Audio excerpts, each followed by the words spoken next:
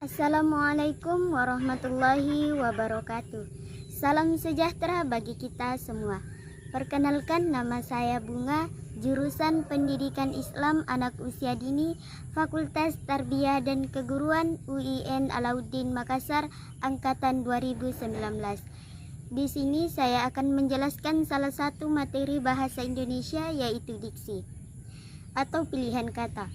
Namun, sebelum saya lanjut ke materi, pastinya saya tidak lupa mengucapkan syukur alhamdulillah kepada Allah Subhanahu wa taala dan mengucapkan banyak terima kasih kepada Ibu Dr. Hajah Dahlia Patiung MPD selaku dosen bahasa Indonesia saya. Langsung saja, materi yang pertama adalah pengertian diksi. Apa itu diksi? Diksi adalah pilihan kata yang tepat dan selaras dalam penggunanya untuk mengungkapkan suatu gagasan sehingga memperoleh efek tertentu sesuai yang diharapkan.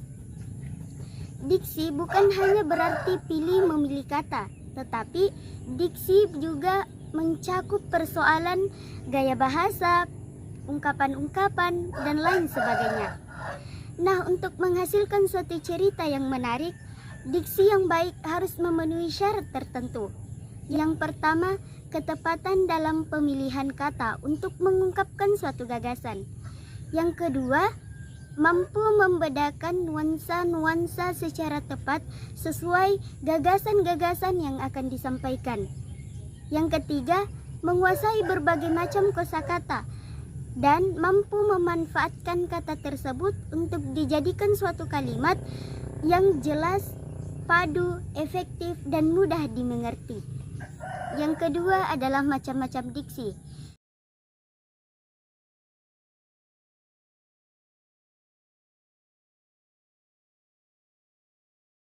Macam-macam diksi yang pertama adalah sinonim.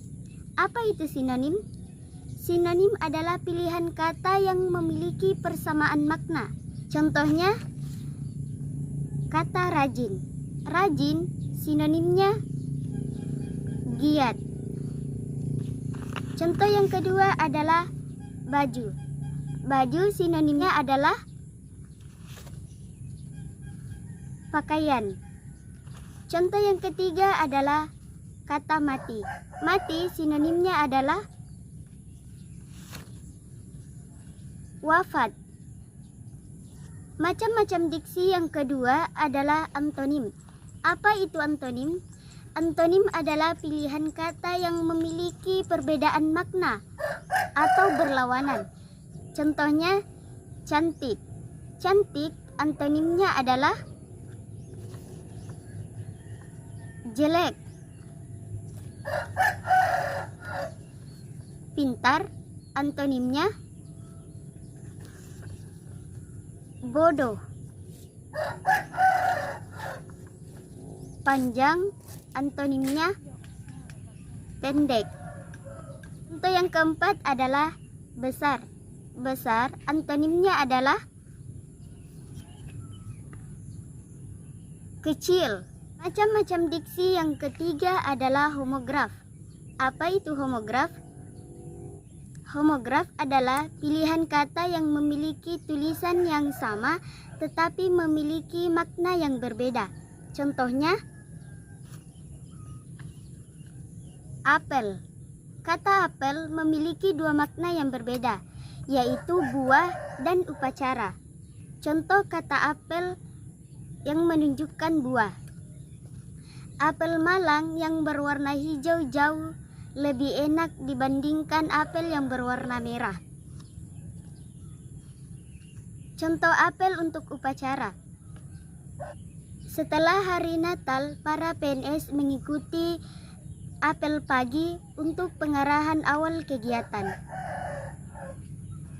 Contoh homograf yang kedua adalah kata teras. Teras ini juga memiliki dua makna yang berbeda, yaitu inti kayu dan halaman rumah. Contoh teras untuk inti kayu. Pada bagian tanaman yang mati disebut teras. Contoh teras untuk halaman rumah. Ayah lebih suka menghabiskan waktu di teras rumah daripada menonton TV. Contoh homograf yang ketiga adalah serang. Serang menunjukkan kata untuk melawan dan nama kota. Contohnya, penjahat yang serang warga sipil sudah dibekuk polisi. Contoh serang untuk nama kota. Ayah saya dinas di wilayah Serang, Banten selama 1 minggu. Contoh homograf yang keempat adalah tahu. Tahu juga memiliki 2 makna yang berbeda, yaitu mengerti dan makanan. Contoh tahu untuk mengerti. Miftah lebih tahu karakteristik kucing daripada saya. Contoh kata tahu untuk makanan yaitu saya lebih suka makan tahu daripada tempe. Macam-macam diksi yang keempat adalah homonim. Apa itu homonim? Homonim merupakan kata-kata yang memiliki ejaan dan bunyi yang sama tetapi memiliki makna yang berbeda. Contohnya kata bisa. Bisa ini memiliki 2 arti yang berbeda, yaitu dapat dan racun. Contoh yang kedua adalah kata kali. Kali ini bermakna sungai dan operasi bilangan atau perkalian. Contoh yang ketiga adalah kata salam. Salam ini juga digunakan untuk mengucapkan ketika bertemu dengan orang lain dan daun yang digunakan sebagai pelengkap masakan. Contoh homonim yang keempat adalah kata bulan. Bulan ini bisa berarti nama satelit bumi dan bulan yang ada di kalender. Macam-macam diksi yang kelima adalah hiponim. Apa itu hiponim? Hiponim adalah kata yang maknanya sudah tercakup di dalam kata lainnya. Contohnya adalah salmon. Kata salmon sudah merupakan bagian dari ikan. Contoh yang kedua adalah kata panca indera. Misalnya, mata, telinga, hidung, mulut merupakan hiponim dari panca indera. Contoh yang ketiga adalah negara. Negara ini misalnya Malaysia, Indonesia, Korea merupakan hiponim dari negara. Contoh yang keempat adalah planet. Misalnya Merkurius, Venus, Mars merupakan hiponim dari planet. Macam-macam diksi yang keenam adalah kata umum. Kata umum adalah kata yang memiliki cakupan yang sangat luas. Misalnya kata bunga. Mengapa bunga? Karena kata bunga memiliki acuan yang lebih luas dibandingkan dengan mawar. Yang ketujuh adalah kata khusus. Kata khusus adalah kata yang memiliki ruang lingkup dan cakupan makna yang sempit. Contohnya juga bunga. Kata bunga bukan sekedar mawar, melati, anggrek, dahlia, dan lain sebagainya.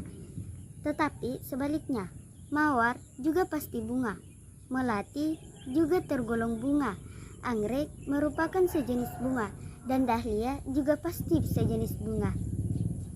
Demikianlah yang sempat saya sampaikan.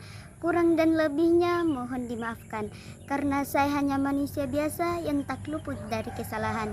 Dan semoga apa yang saya sampaikan bermanfaat bagi saya sendiri dan para pendengar.